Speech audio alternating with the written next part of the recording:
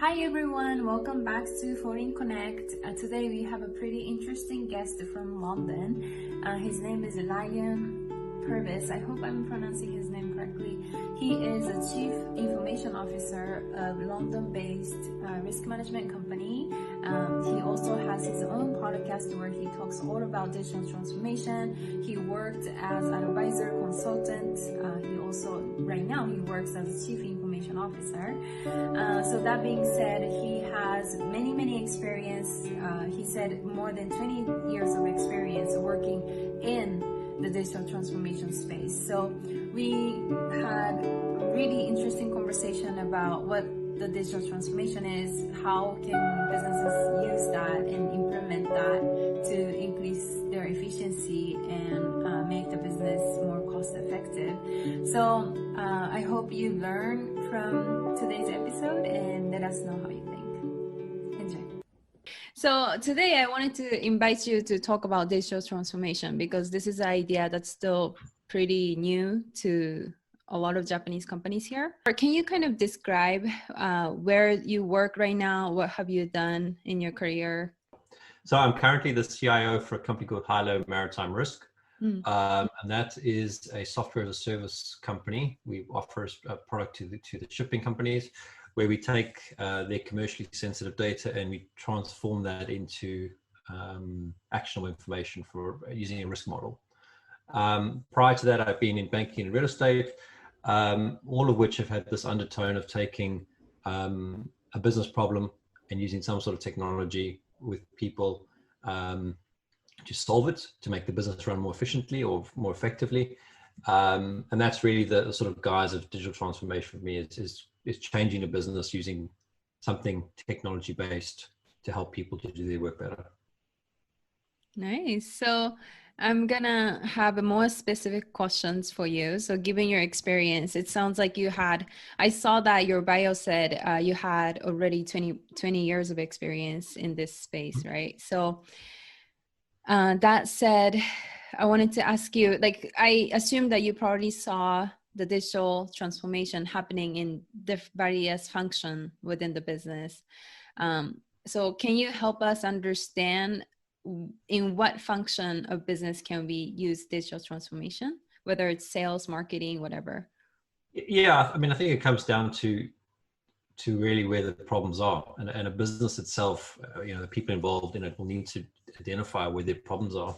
A good example was one that I did recently, the last couple of years at least, where there was an employee survey, and the survey came out that there was a very large unhappiness with internal IT. Very bad perception. There was felt like there was no support from IT, and obviously that's quite important. And that led to us building a portal that helped users get to things a lot easier, because one of the challenges was it was a very complicated environment in order to do things, and even though the tools were digital, they weren't very user friendly and user enabling. You almost felt like you needed to get a new degree in order to use these tools. Wow. So the idea was to build something on top of that made things very simple. And what did that mean practically? If you wanted to add or remove software for your own work, it was a very complicated form that had to be filled out, probably 27-30 fields that had to be captured, which if you didn't know the answers to means you get stuck and you couldn't do anything. We replaced that with a one-click button.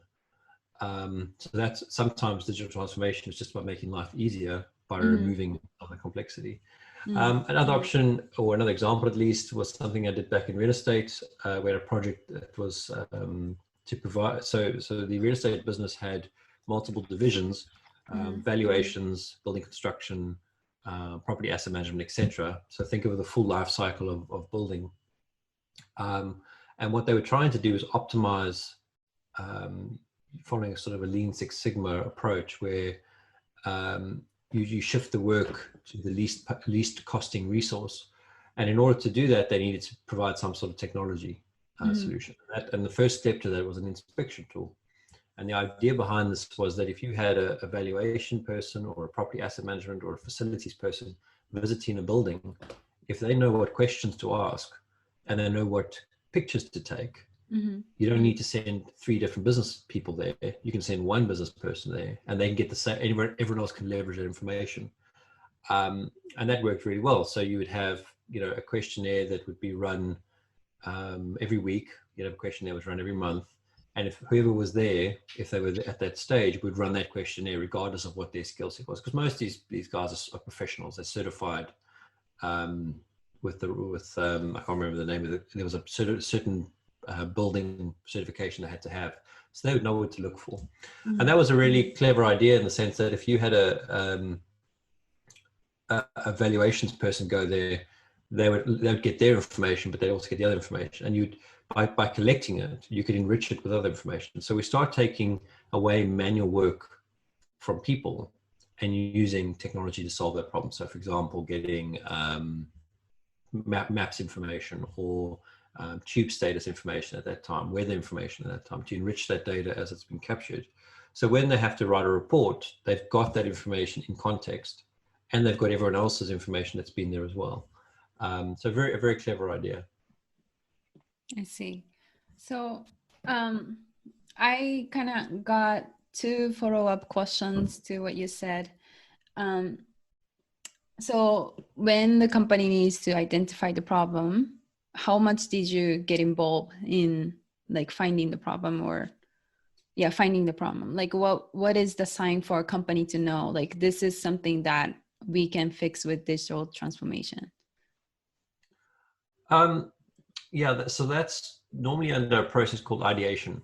And what does that mean? That means basically getting people in the business to send ideas in all the time, or complain. Complaints are the best way to find problems. Yeah. And the more you hear about it, at some point there's got to be a workshop or something that says, these are the problems we're hearing about. How do we solve these problems? So the minute you have that starting point, you might have 100 problems, you might have 10 problems, you might have 5 problems, might have 1 problem. But the minute you look at that problem, it's how do you solve it? And that how may not rely on technology. It could just be a process change, or it could be a people change. I mean, if you're running out of capacity, you might just hire another person if you've got the finances to do that. Or you might look at your process and change the sequence or the steps in the process. So you can look at something as simple as publishing a blog. You have an idea, you research the idea, and you write a piece, and you edit it, and you post it.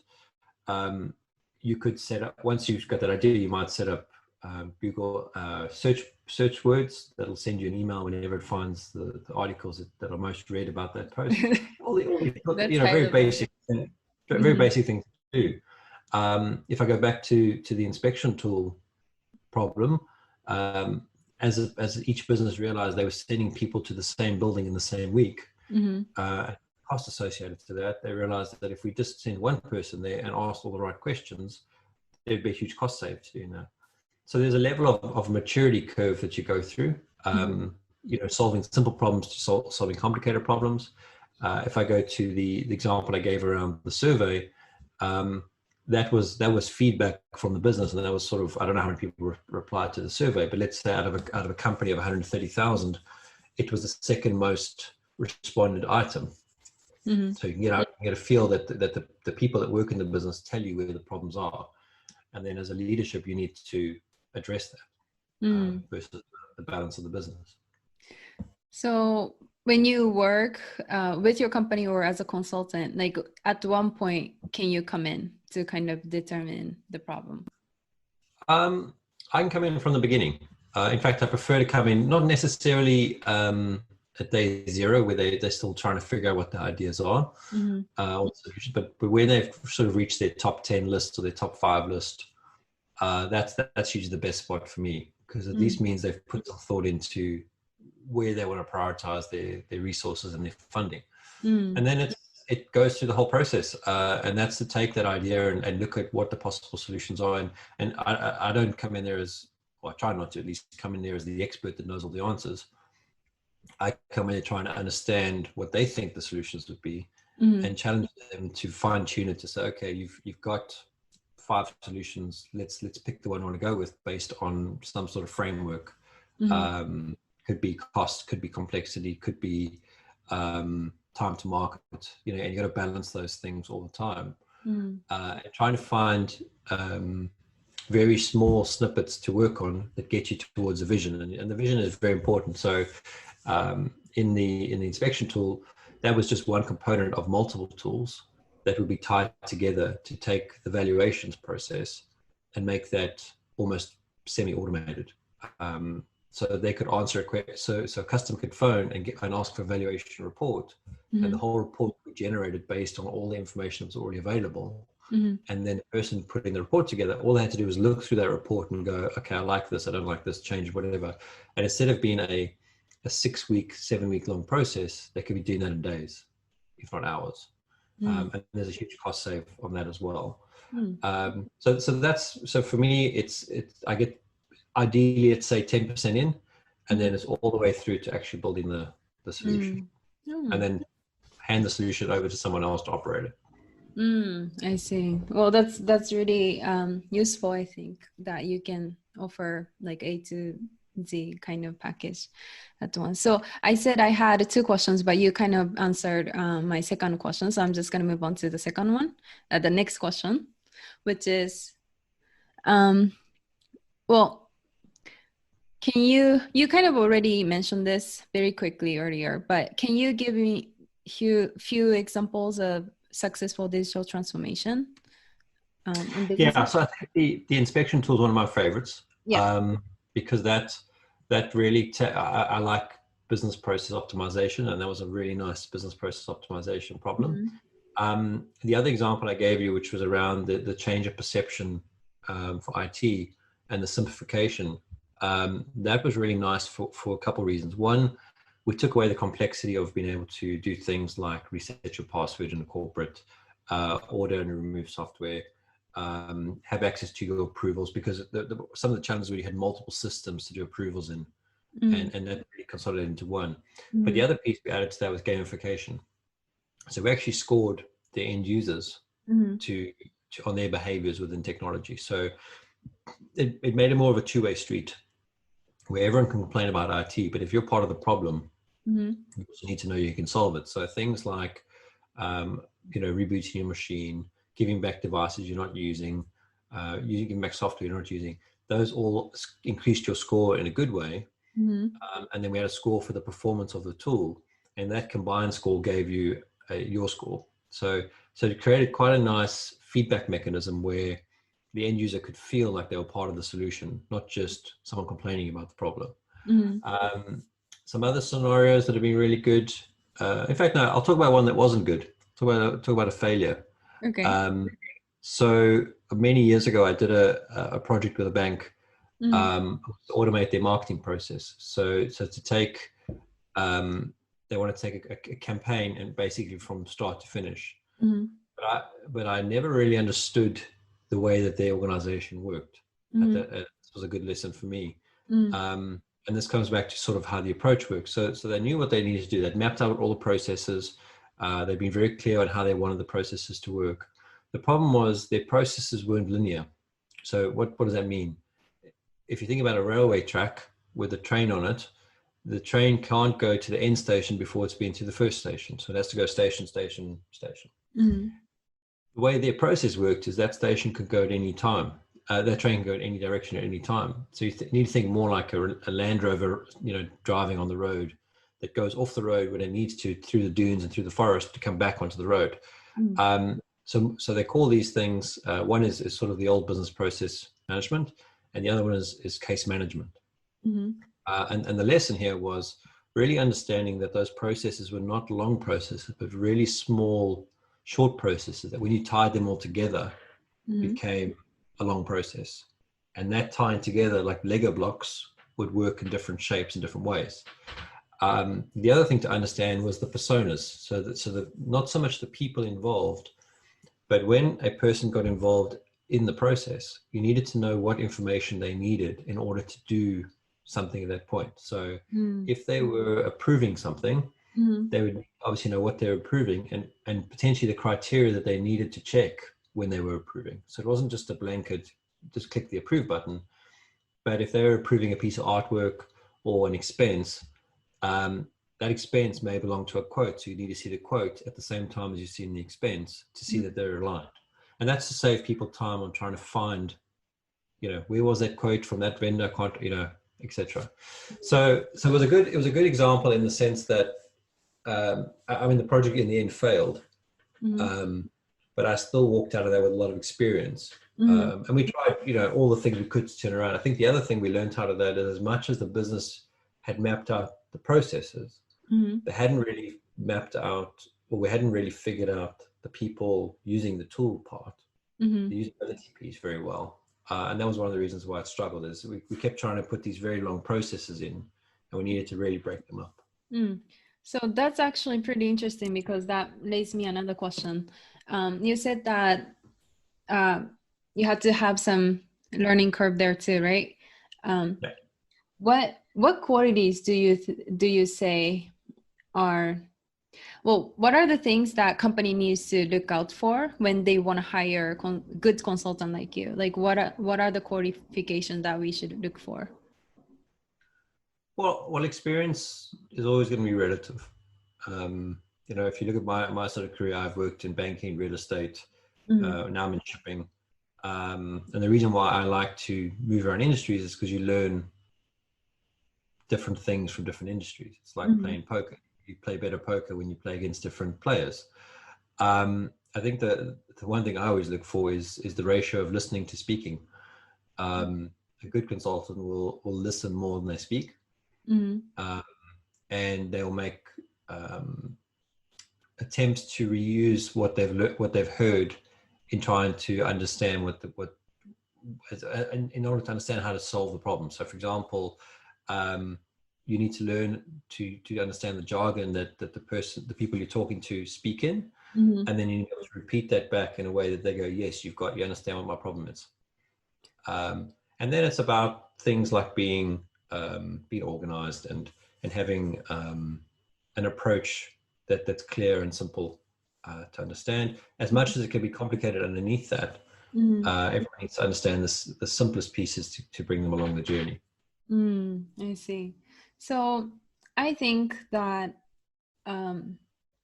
with the process being, some of those digital transformation process could be complicated, like you said, right?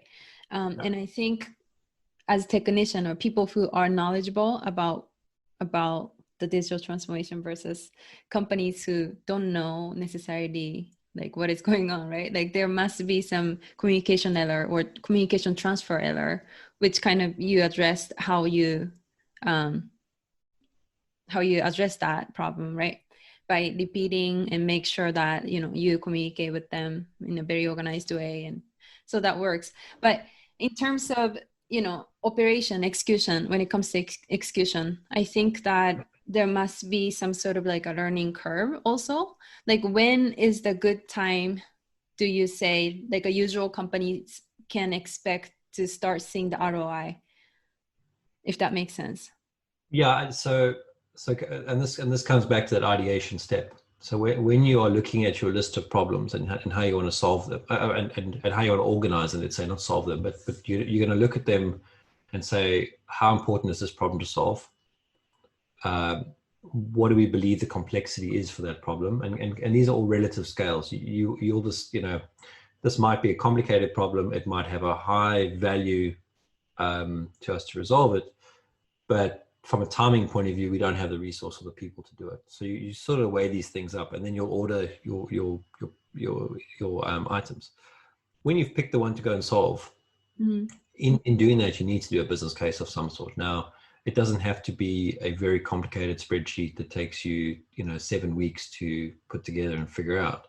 It's usually going to come back to some sort of metrics. And those metrics could be man hours you're going to save.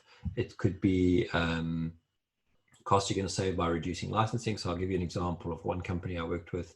They had a very expensive bill with a certain database provider, sort of $500,000 a year. If they changed their product to run on a different back end, it brought their costs down to about $100,000 a year. But the spend to do that was almost a rewrite of the entire application, which was sort of $2 million a year. So the math didn't really work out initially that they would save a lot of money.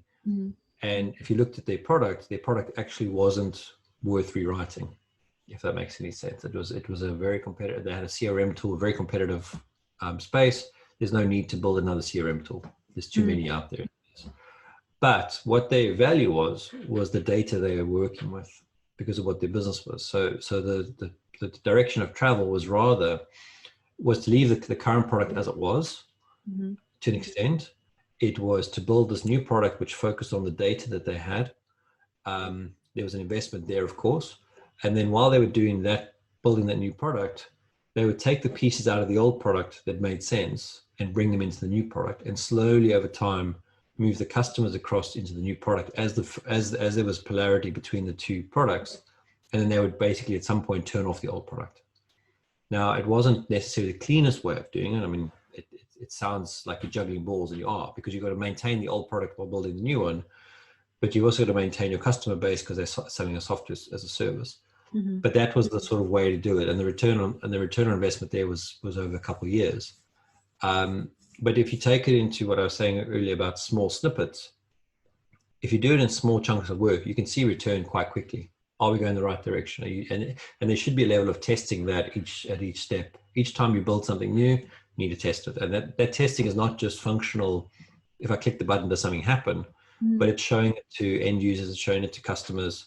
You need the people that are going to use it to give you feedback, because you might find that what you think is the most valuable piece of this technology or tool is actually nothing, no one even knows it's there. And they actually care that this other thing that you thought was nothing is the most important thing. So it's a consistent interaction backwards and forwards with a cycle of improvement. Interesting. So I'm gonna move on to the final questions that we have, which is actually, this is probably one of the biggest question for many companies right now, because I think the reason so many companies are still kind of stumbling upon the idea of like having to make this transition, but they can't necessarily take the first step, is because we're scared of things that we don't know, right? So what are I guess my question is like, what is the difficulty do you think businesses face when they first try to make an attempt of going digital, and how can they also overcome the fear of facing these problems? So there's a few things. I think the first thing is change for a lot of people is scary. Yeah. And often some of that change is because it's an established way of doing things, and people say we've always done it this way, and that sort of thing. And there's actually a very nice table which I'll try and find and send to you, which is, if you're going to make change, you need to meet these criteria. Things like you need to have a plan, you need to communicate, you need to have there's a list. I can't remember off the top of my head right now, but when I've looked at it in an organization, that everyone will make it a personal. They'll inflect it personally. So if you start talking about changing a business process and someone goes, but that's part of my job, that means I might not have a job. Yeah. That sort of communication needs to be very clear to people that, well, actually, we're going to change this process, but it doesn't mean you're going to lose your job. It means we're going to retrain you to do this new way. In fact, a lot of the time, you're part of changing how you want this to be. So when I worked for one of the software vendors, we used to call it the persona approach, and used to go and sit with the person in the process and look at how they worked every day. So they'd use these tools. Let's say it's accounts payable. So the accounts payable means that an invoice comes in, they need to check the invoice details correct, they need to allocate it to the supplier, and they need to say if it's approved or not following some sort of process. And then once that's done, it'll get approved and paid. Now, when you look at how they work, you're looking to see things like, do they use the system all the way through, or do they use other systems while they work? So they might have this process where they're looking at the documents, but they could be checking an Excel spreadsheet for a list of codes to see if they've got the right coding for the invoice. They might be looking at another system, like a CRM system, to see if they've got the right details for the customer. They might be checking the banking details. All those things might be in different systems. They might have post-it notes up with all their tips and tricks to get around the system, because that often happens. And when you look at solving this solution, the solution just might be changing certain things, not necessarily changing the whole technology. You need to encompass that in your solution. So when you make the people part of that process, and they actually feel like they are part of the solution, your change issues are a lot less. But communication is key in all of this, and it's honest communication. It's saying, I don't know what the answer to this problem is. How would you solve it? And letting them solve it. If you ever read Simon Sinek, it's speaking last. You let everyone else talk, and then you talk at the end. Mm-hmm. So there's no preconceived things, and often it's about having the senior people out of the room while the people at the coalface, so they can talk openly and honestly, and it might be one-to-ones, etc. The other piece is you do need that executive sponsorship. If you're going to change the way a whole business works, you need to know that the executive is sponsoring that and they're bought into that. And as a as that sponsor, it's more than just being a figurehead or an ambassador, sort of making big speeches and stuff like that. You need to have someone in there that really has the vision of where it needs to go to, and that vision is important because otherwise you have nowhere to target. And then that's slowly how you do it, and it's going to be slow, and then as people buy into it, it'll pick up momentum. And it is balancing a bit of where are we now versus where do we need to be, so that you can keep directing and slightly adjusting the team as they go forward to make sure they're hitting the target. I see. Well, so lastly, before I let you go, can you tell us where people can find you and whatever social media you have, like? Sure. So I'm on LinkedIn. You can find me at Ryan Purvis. It's probably the best one. And then on Twitter as Ryan Purvis. And then I also have a podcast, the Digital Workspace Works, which you can find on Twitter as well as the DWW podcast. Or you can find the podcast itself on iTunes and Spotify, etc., etc. Sounds good. Well, thank you very much for coming onto my show today.